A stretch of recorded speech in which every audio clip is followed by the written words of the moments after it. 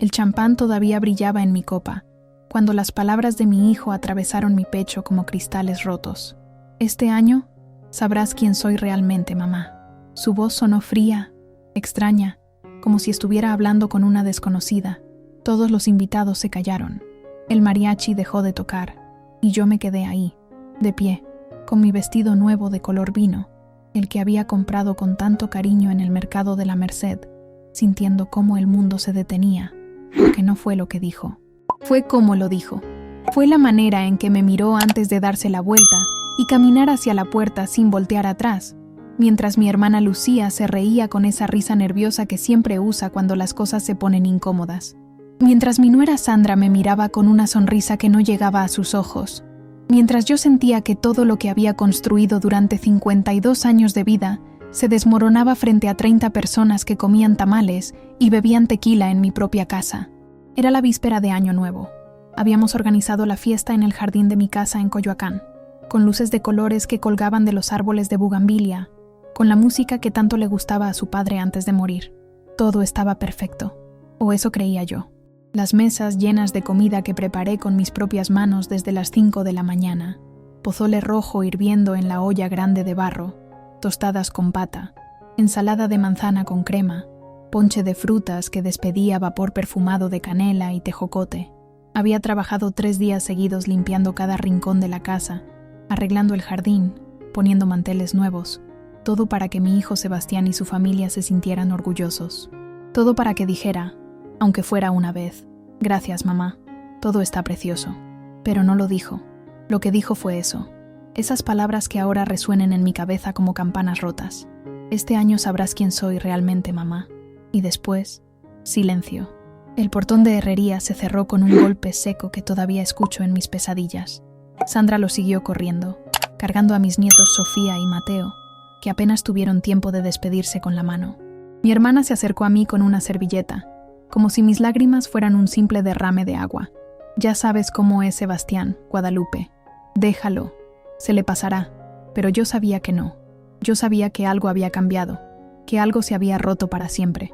Me quedé parada en medio de mi propio jardín, rodeada de gente que seguía comiendo como si nada, con el corazón latiéndome tan fuerte que creí que iba a estallar. Y fue entonces cuando me di cuenta. Llevaba años sin saber quién era mi propio hijo. Me llamo Guadalupe Ramírez Flores. Tengo 52 años, y toda mi vida ha transcurrido entre estas mismas calles de Coyoacán, en la Ciudad de México. Nací en una casa humilde de 2 cuartos en la colonia del Carmen, hija de un carpintero y una costurera. Aprendí desde niña que el trabajo y el sacrificio son las únicas herencias que importan. Mi madre murió cuando yo tenía 16 años, y me tocó criar a mis 3 hermanos menores mientras mi padre trabajaba de sol a sol. Nunca terminé la preparatoria. Nunca tuve tiempo para soñar con una carrera o viajar, o tener una vida diferente. Mi vida siempre fue cuidar de otros. A los 20 años conocí a Roberto en una feria del pueblo. Era mecánico, de manos fuertes y sonrisa fácil. Nos casamos 6 meses después en una ceremonia sencilla en la parroquia de San Juan Bautista. Yo llevaba un vestido blanco que mi tía me prestó y un ramo de alcatraces que corté del jardín de una vecina.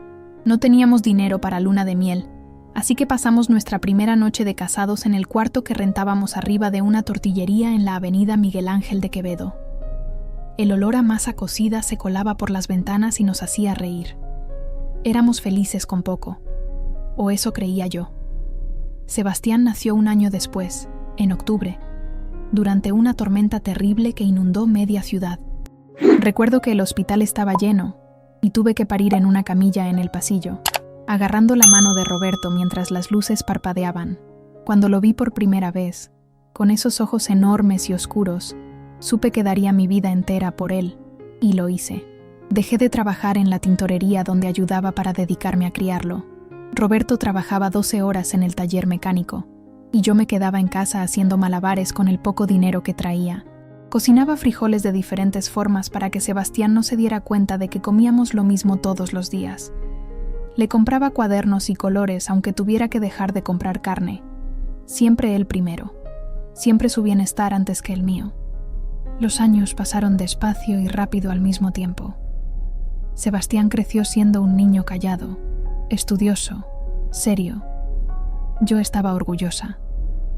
Pensaba que había hecho bien mi trabajo.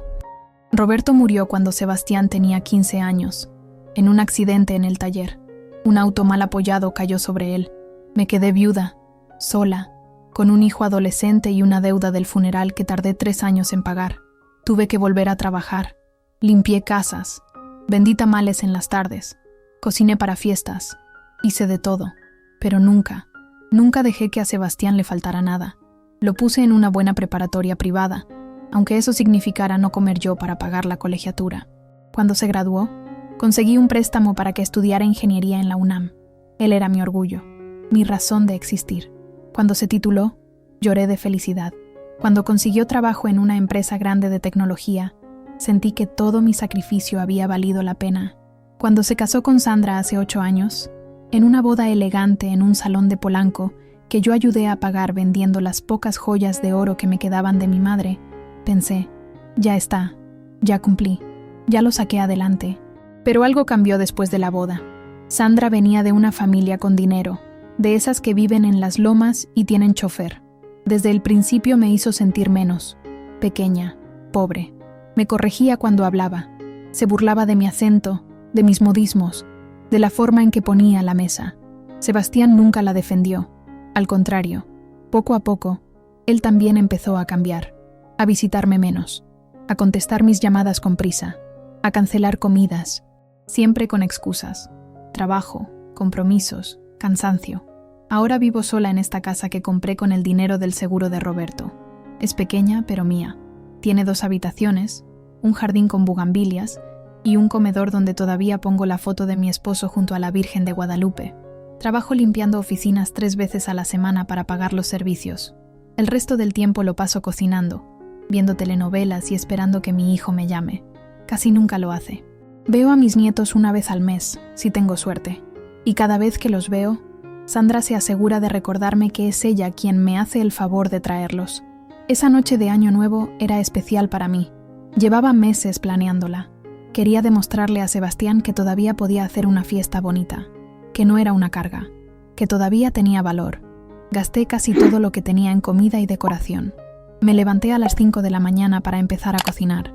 Me puse mi vestido nuevo. Me maquillé con cuidado y esperé. Cuando llegaron, a las 8 de la noche, Sandra hizo un comentario sobre el olor a comida en la sala. Sebastián no me abrazó. Solo dijo, «Hola, mamá», y se fue directo al jardín a saludar a mis hermanas. Yo tragué saliva y seguí sonriendo, porque eso es lo que hago. Sonreír aunque me duela, seguir adelante aunque esté muriendo por dentro. La cena transcurrió en una calma tensa que solo yo parecía notar.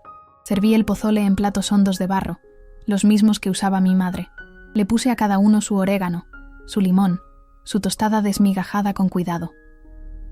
A Sebastián le puse extra de carne, como siempre, porque sé que le gusta. Sandra apenas probó su plato. «Está muy condimentado», dijo, empujándolo hacia el centro de la mesa. Mi hermana Lucía me lanzó una mirada de complicidad. «A mí me encanta, Lupita, como siempre».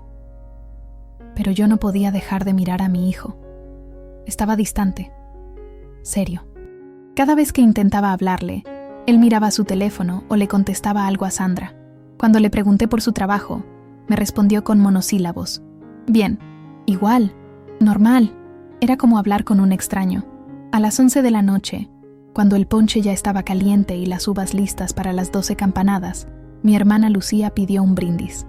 «Por la familia», dijo levantando su copa. «Por Lupita, que siempre nos tiene estas cenas tan bonitas». Todos alzaron sus copas. Yo sentí que mi corazón se inflaba de orgullo. Miré a Sebastián esperando su sonrisa, pero él no sonrió.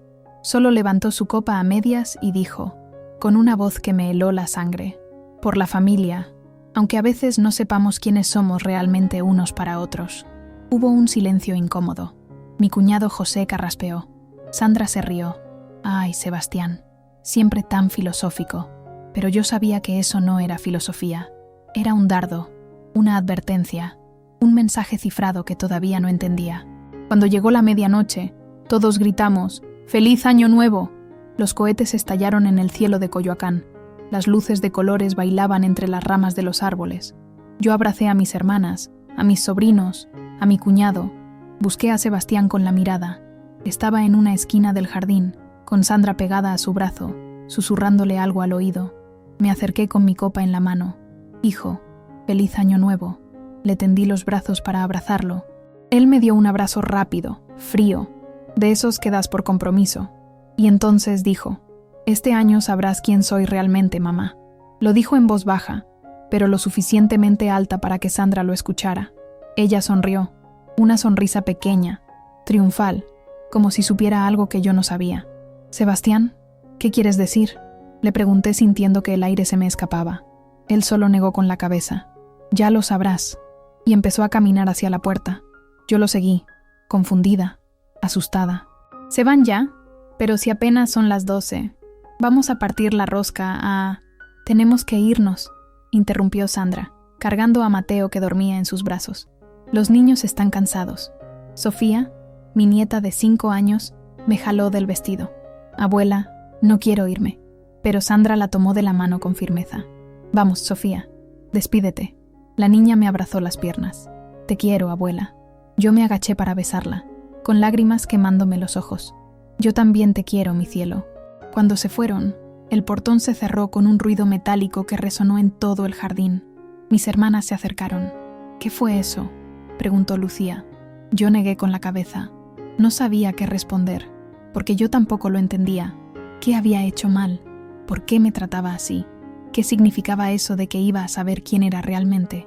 Al día siguiente, año nuevo, desperté con un dolor de cabeza terrible y un nudo en el estómago que no me dejaba respirar. Llamé a Sebastián 3 veces. No contestó. Le mandé mensajes. Nada.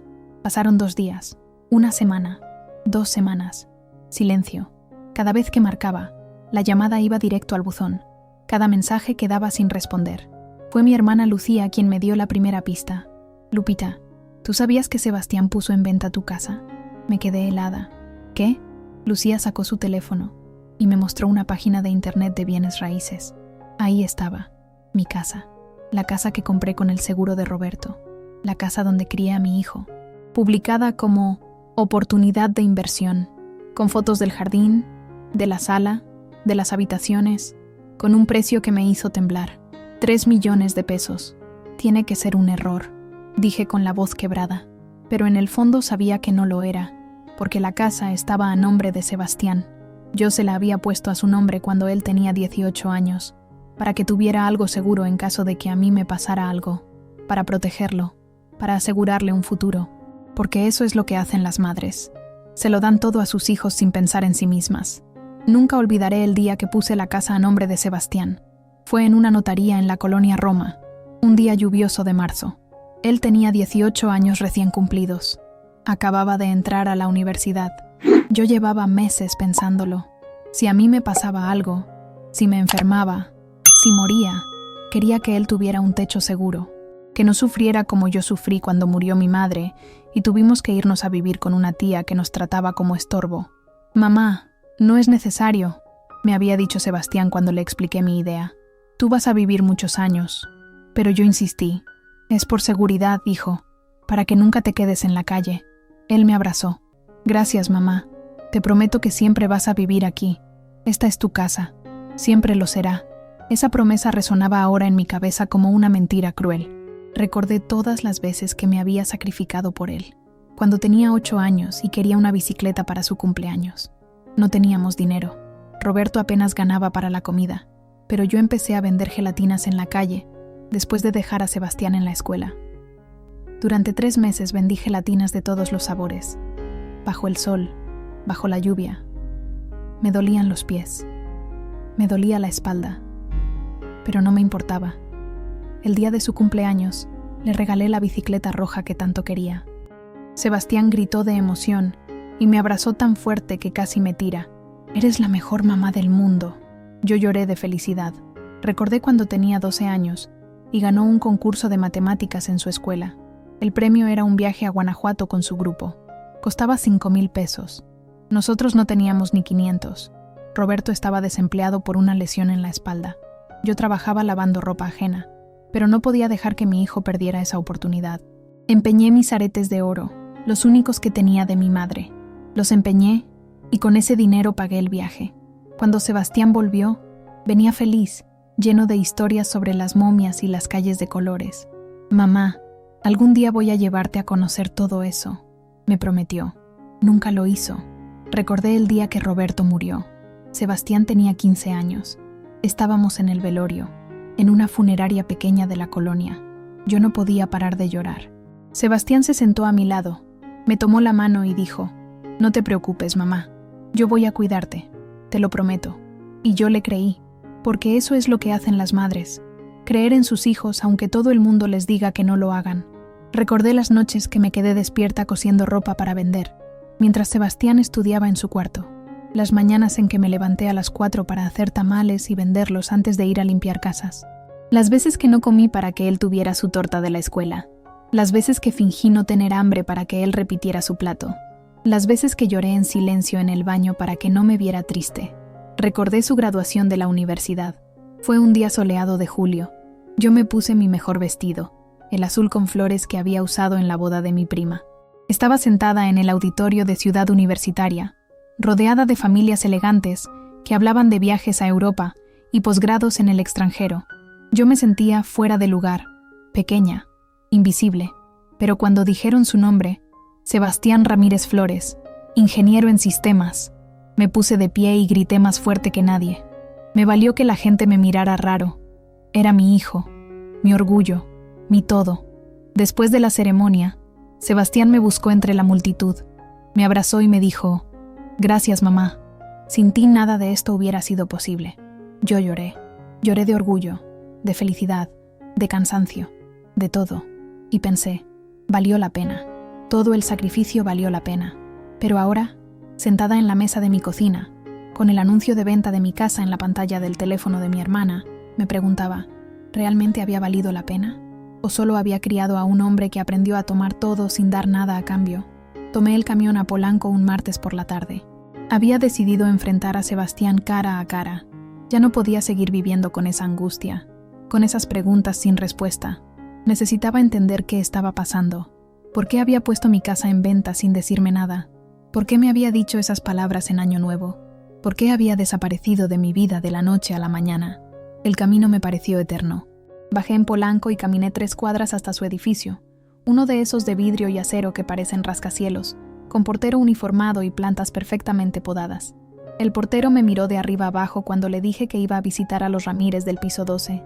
¿Tiene cita?, me preguntó con una frialdad que me hizo sentir como una intrusa. «Soy su madre», respondí tratando de mantener la dignidad. Él habló por el intercomunicador. Esperé varios minutos. Finalmente asintió. «Puede subir». El elevador era todo de espejos. Me vi reflejada desde todos los ángulos. Mi vestido viejo, mis zapatos gastados, mi cara cansada. Me arreglé el cabello con las manos temblorosas. Cuando las puertas se abrieron en el piso 12, Sandra ya estaba esperándome en el pasillo. No me saludó con un beso. Solo dijo: «Guadalupe, no sabíamos que venías.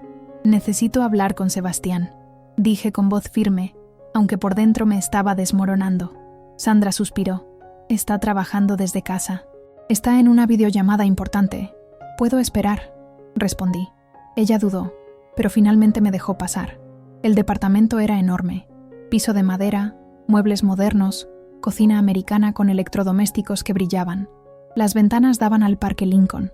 Todo era blanco y gris, frío, sin alma. No había fotos familiares. No había nada que indicara que ahí vivía mi hijo, el niño que yo había criado. Sandra me ofreció agua.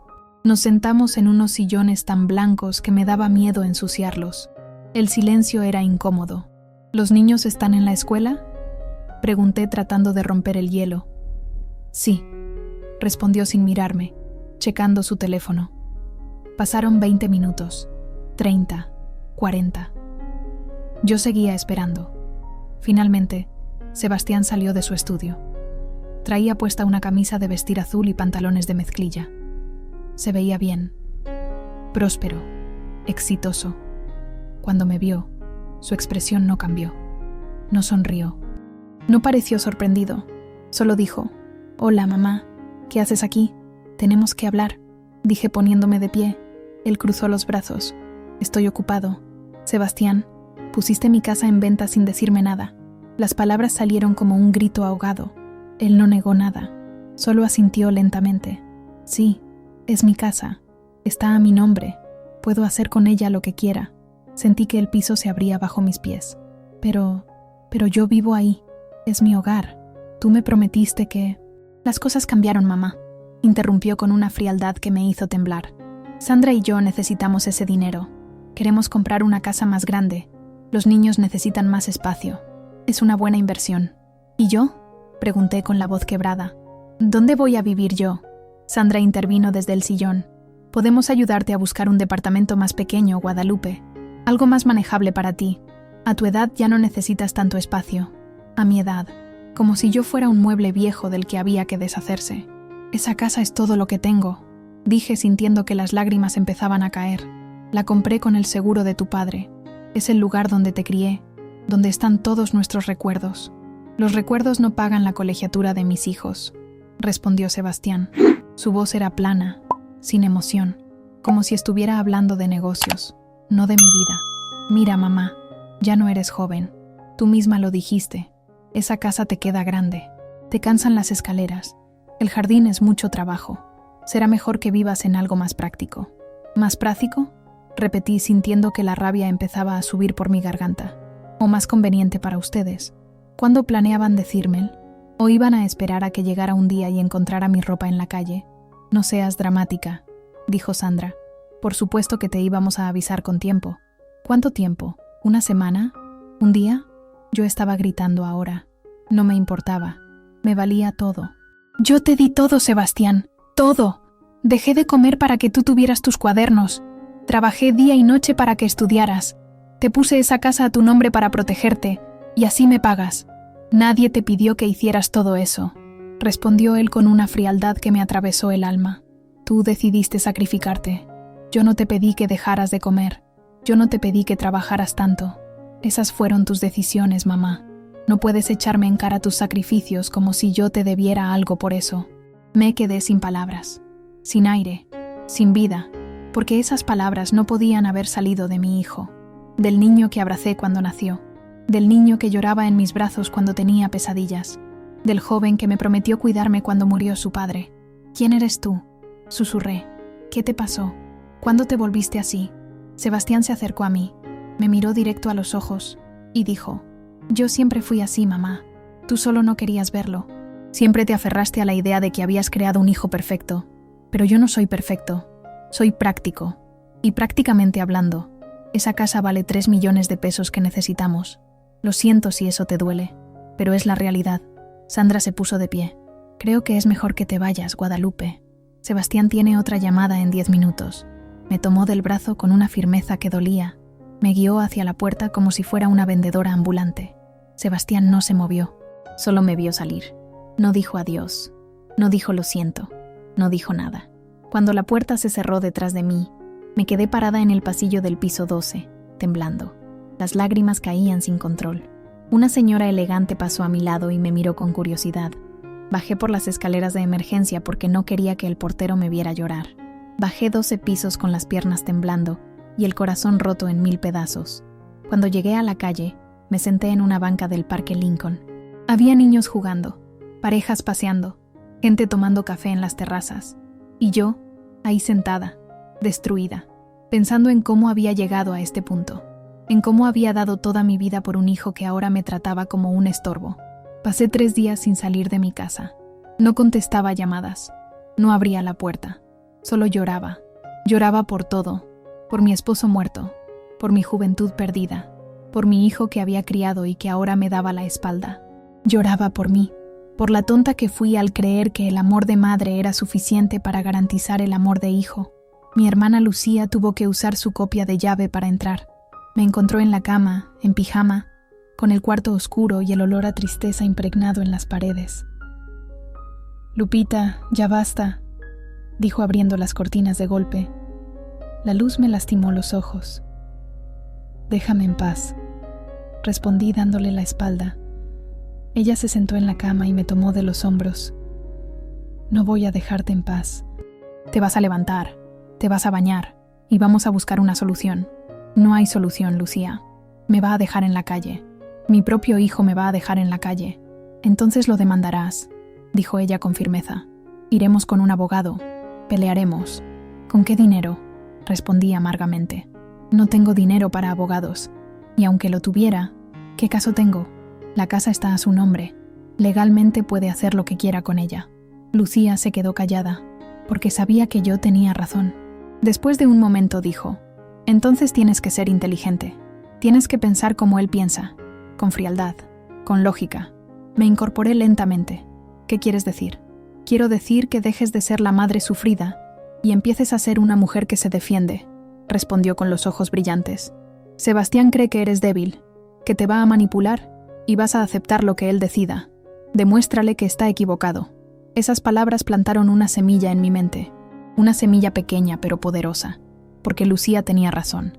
Yo había pasado toda mi vida siendo la víctima, la que se sacrifica, la que llora en silencio, la que acepta todo con resignación. ¿Y qué había ganado con eso? Nada, solo desprecio, solo ingratitud, solo dolor. Esa noche no pude dormir. Me quedé pensando, recordando, calculando, y fue entonces cuando recordé algo que había guardado en el fondo de mi memoria, porque nunca creí que sería importante. Algo que Roberto me había contado poco antes de morir. Roberto tenía un hermano, Ernesto, que vivía en Monterrey. Ernesto era empresario, tenía dinero. Cuando Roberto murió, Ernesto vino al funeral y me dijo algo extraño. Cuñada, Roberto me pidió que te diera esto si algo le pasaba. Me entregó un sobre manila. Son documentos importantes. Guárdalos bien. Yo guardé el sobre en una caja de zapatos en el closet, junto con las fotos viejas y los papeles de Roberto. Nunca lo abrí. Estaba tan sumida en el dolor que no tuve fuerzas para revisar papeles. Me levanté de la cama a las 3 de la mañana. Fui al closet. Busqué la caja de zapatos. La encontré detrás de una pila de cobijas. El sobre manila estaba ahí, amarillento, olvidado. Lo abrí con manos temblorosas. Dentro había documentos, títulos de propiedad, actas y una carta escrita con la letra de Roberto. Guadalupe, mi amor, si estás leyendo esto es porque ya no estoy contigo. Quiero que sepas que siempre te amé, que fuiste la mejor esposa y la mejor madre que pude pedir. Sé que las cosas no han sido fáciles. Sé que hemos pasado hambre y frío, pero quiero que sepas que siempre traté de proveerte de lo que pude. En estos documentos encontrarás algo que te dejó mi padre antes de morir. Es un terreno pequeño en Cuernavaca. No lo mencioné porque queríamos venderlo para pagar nuestras deudas, pero nunca encontramos comprador. Ahora está a tu nombre. Es tuyo. Si algún día me pasa algo, véndelo. Úsalo. Es lo único que puedo dejarte. Te amo para siempre. Roberto. Me quedé paralizada. Un terreno. En Cuernavaca. A mi nombre. Revisé los documentos. Estaban todos ahí. Escrituras, títulos, todo en regla. A nombre de Guadalupe Ramírez Flores. Sentí que el corazón me latía de una forma diferente. No era alegría. Era algo más profundo. Era poder. Era posibilidad. Era esperanza. A la mañana siguiente me bañé. Me vestí. Me peiné. Llamé a Lucía. Necesito que me acompañes a Cuernavaca. Ella llegó en 1 hora. En el camino le conté todo. Ella sonrió. Sabía que había algo. Siempre hay algo. Llegamos a Cuernavaca al mediodía. El terreno estaba en una zona que se había desarrollado mucho en los últimos años. Ya no era el pueblo que Roberto recordaba. Ahora había fraccionamientos, plazas comerciales, restaurantes. Pregunté en una inmobiliaria de la zona: ¿cuánto vale un terreno por aquí? La agente revisó mis documentos. Hizo cálculos. Finalmente dijo: este terreno vale alrededor de 5 millones de pesos. La zona se ha revalorizado muchísimo. 5 millones de pesos. Más de lo que valía mi casa. Mucho más. Salí de esa inmobiliaria con las piernas temblando, pero por primera vez en semanas. No era de miedo. Era de algo que había olvidado que existía. Era fuerza. Durante las siguientes 2 semanas, me convertí en una mujer diferente. No llamé a Sebastián. No le rogué. No lloré.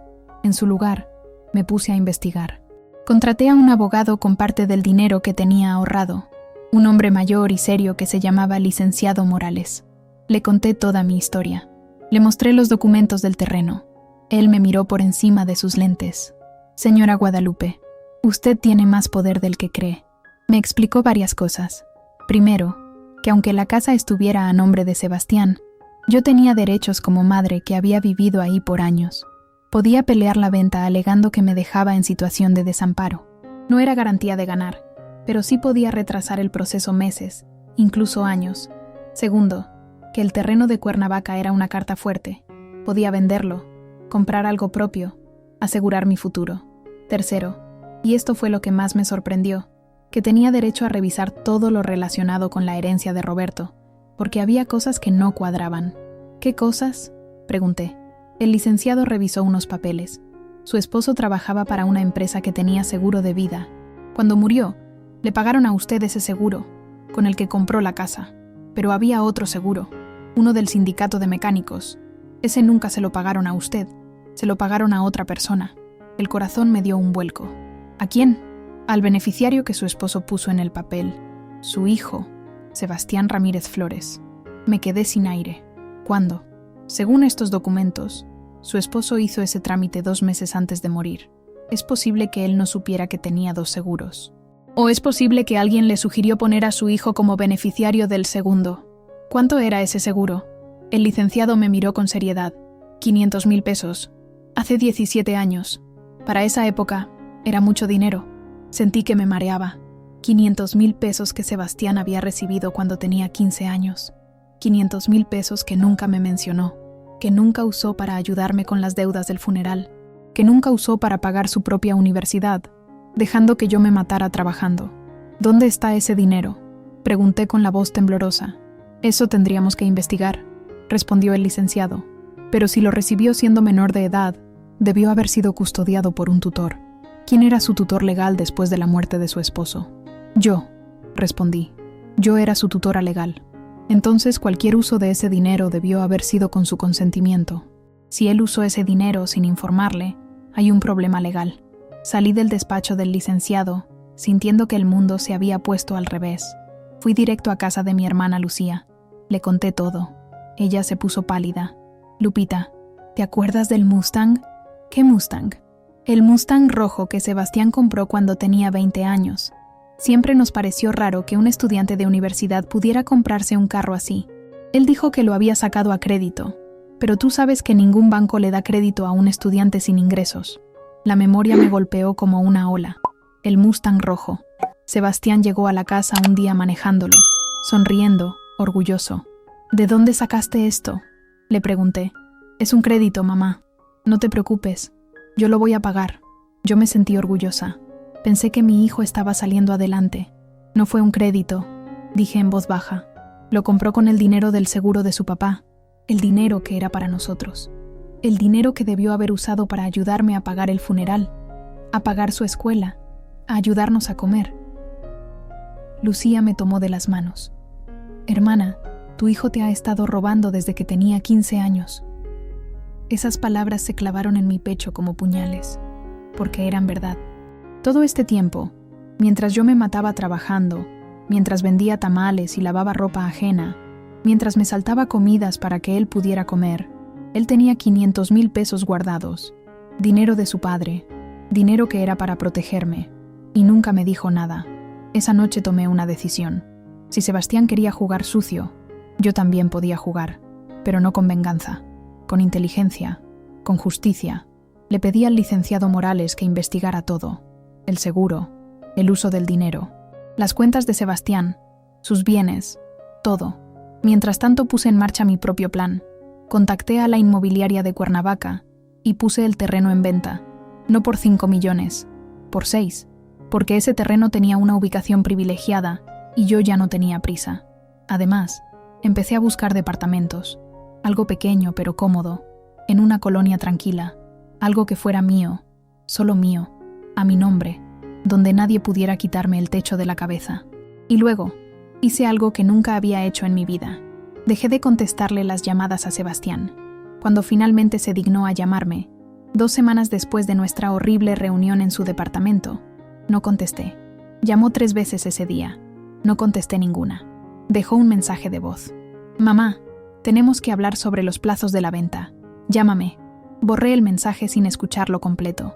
Lucía estaba fascinada. No sabía que tenías esto en ti, hermanita. Yo tampoco lo sabía.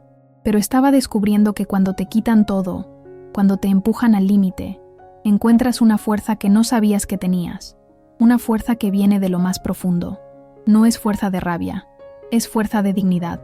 El licenciado Morales me citó en su oficina 3 semanas después. Tenía una carpeta gruesa llena de documentos. Señora Guadalupe, encontramos varias cosas interesantes.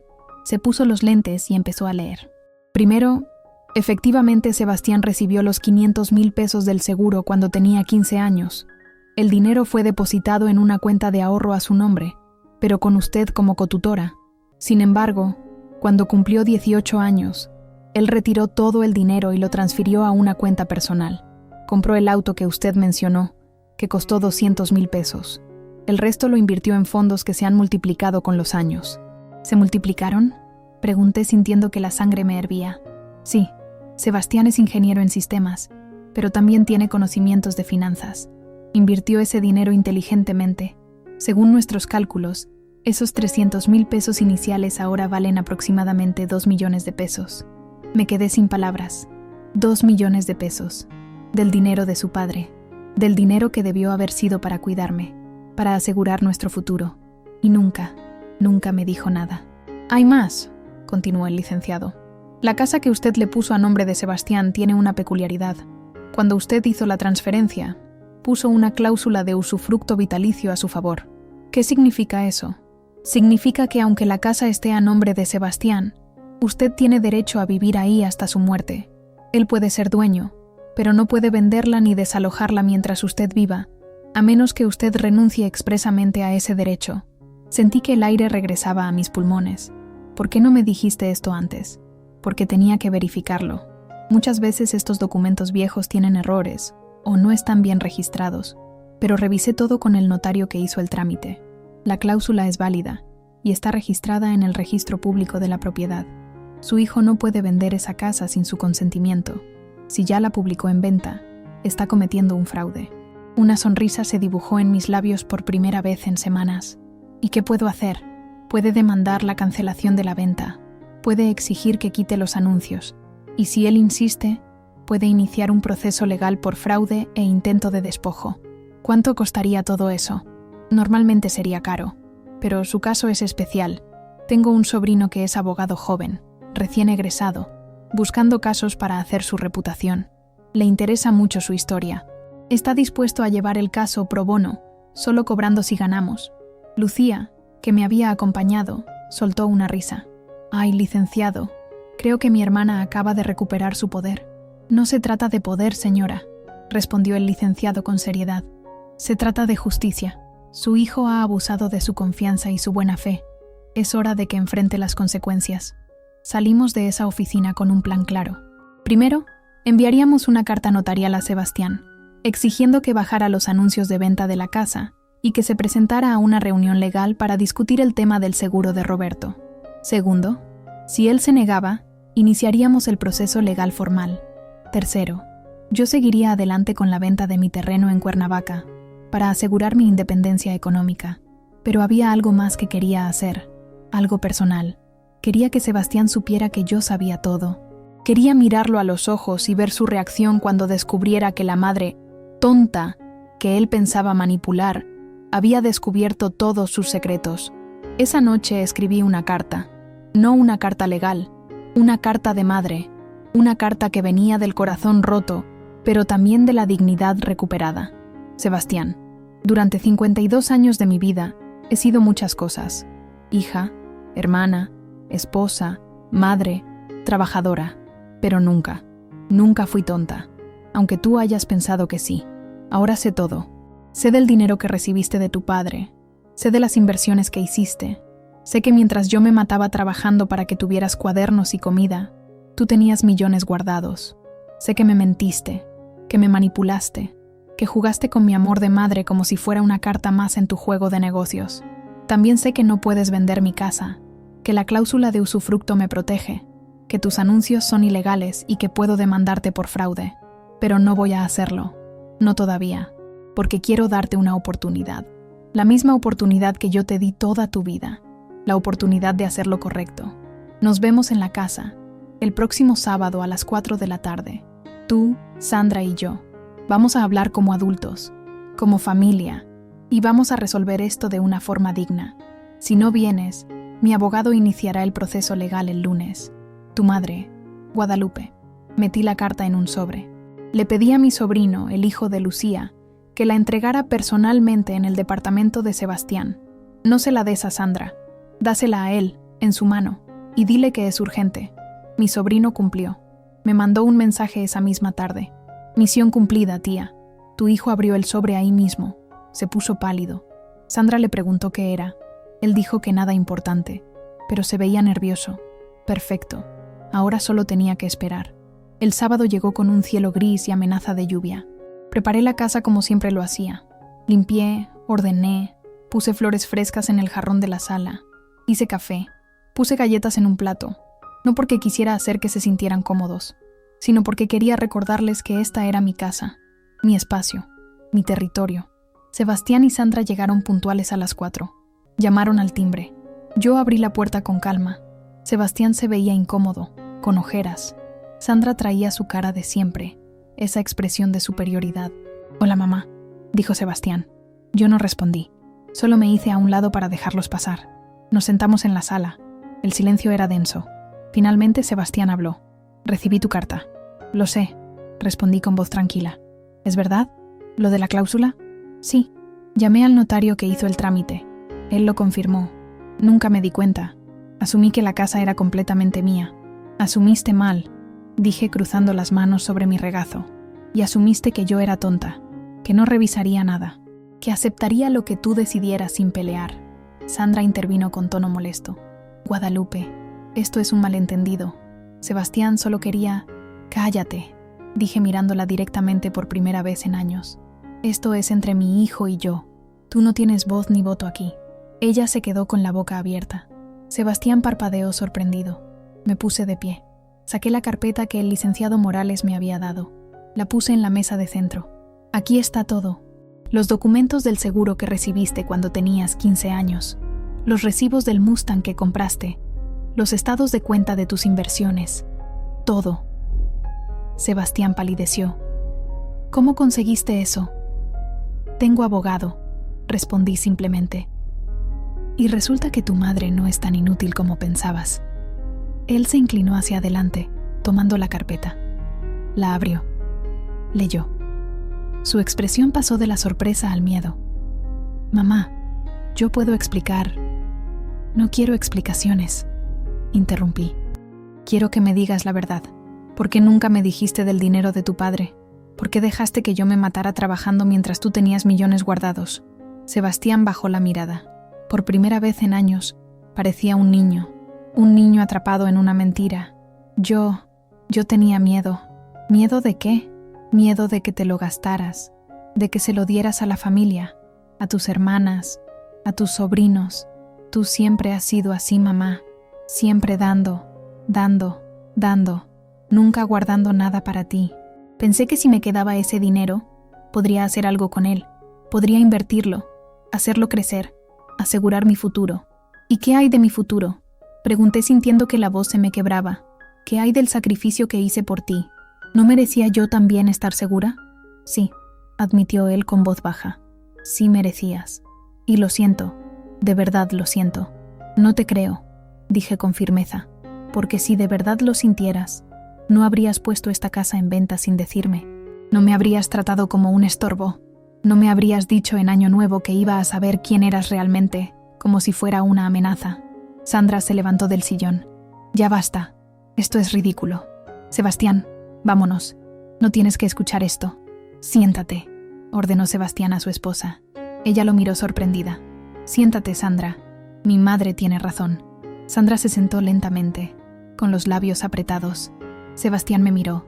Tienes razón en todo, mamá. Me convertí en alguien que no debí ser. Sandra me ha influenciado. Me ha hecho creer que el éxito y el dinero son lo más importante, que la familia es un lastre si no te sirve para subir. Y yo le creí, porque era más fácil, porque me convenía.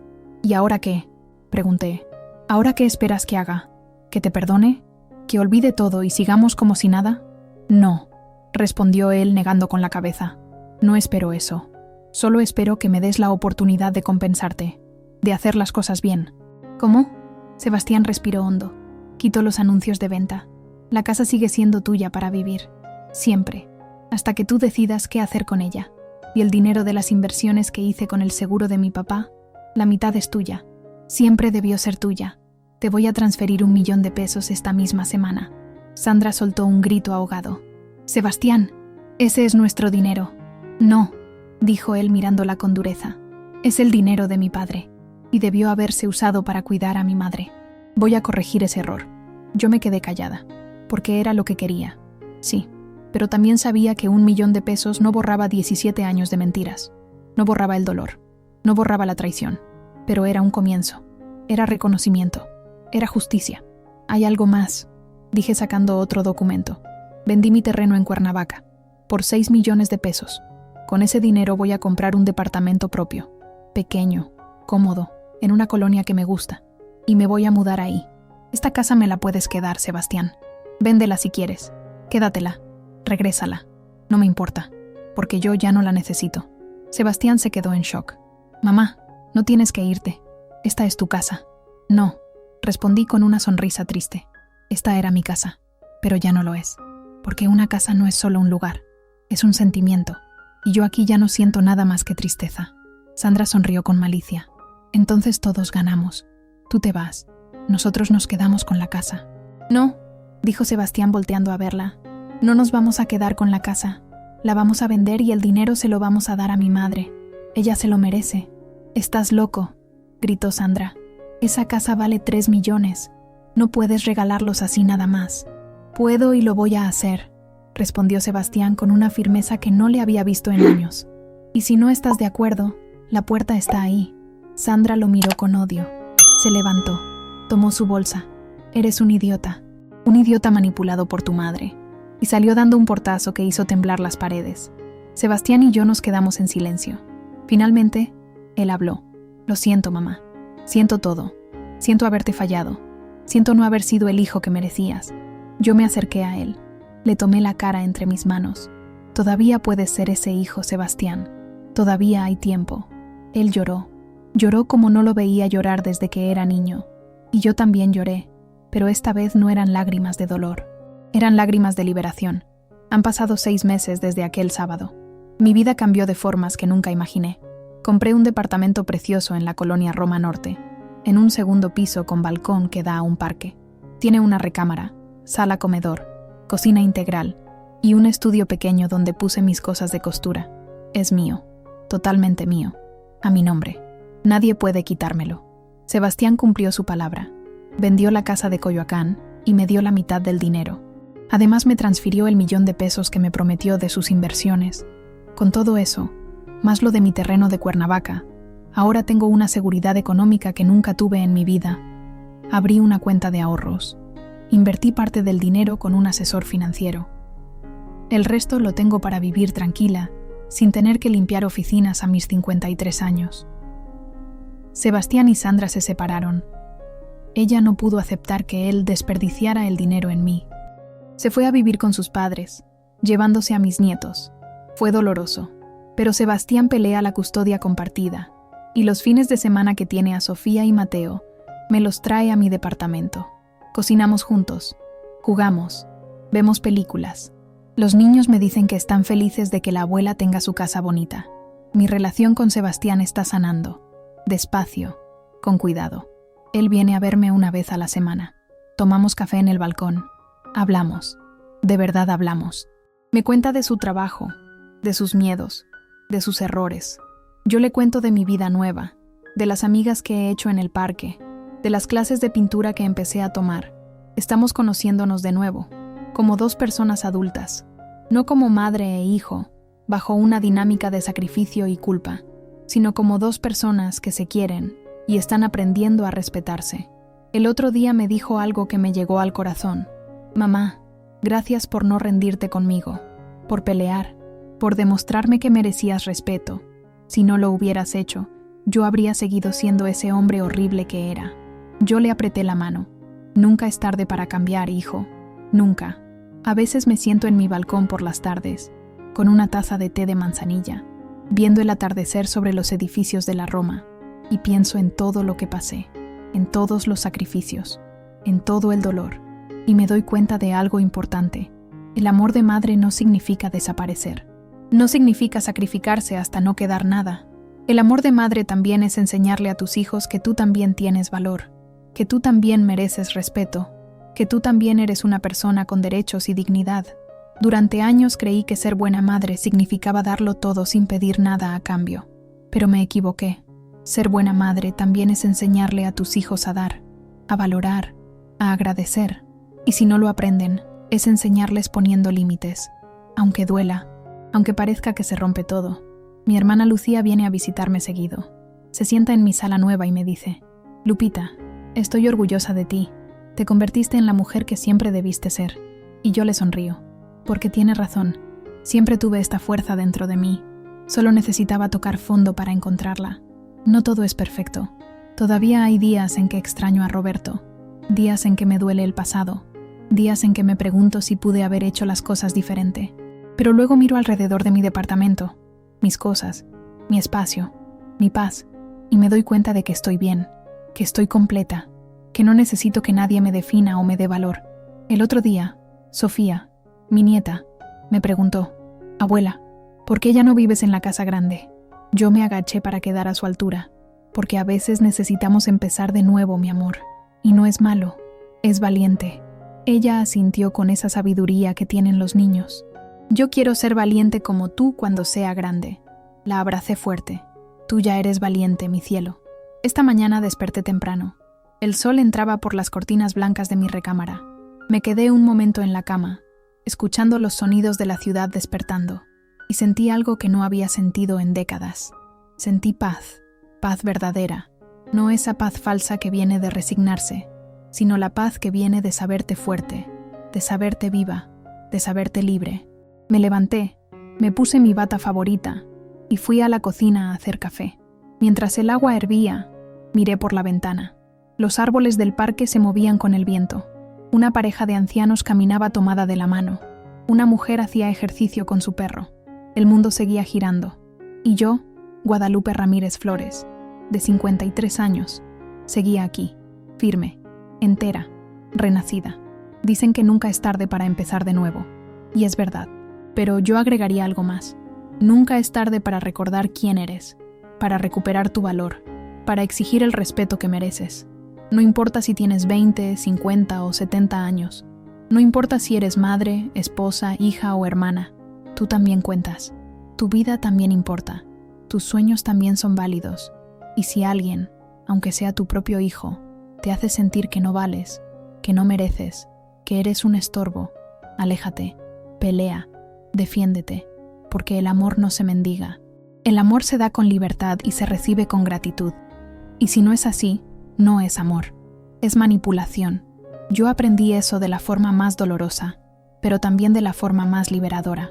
Y ahora, cada día que despierto en mi departamento nuevo, en mi vida nueva, doy gracias. Gracias por haber tocado fondo. Gracias por haber encontrado la fuerza. Gracias por haberme dado otra oportunidad a mí misma. El café ya está listo. El día me espera. Y yo estoy lista para vivirlo. No como la Guadalupe que sacrifica todo por otros, sino como la Guadalupe que se eligió a sí misma. Y eso es lo más valiente que he hecho en toda mi vida.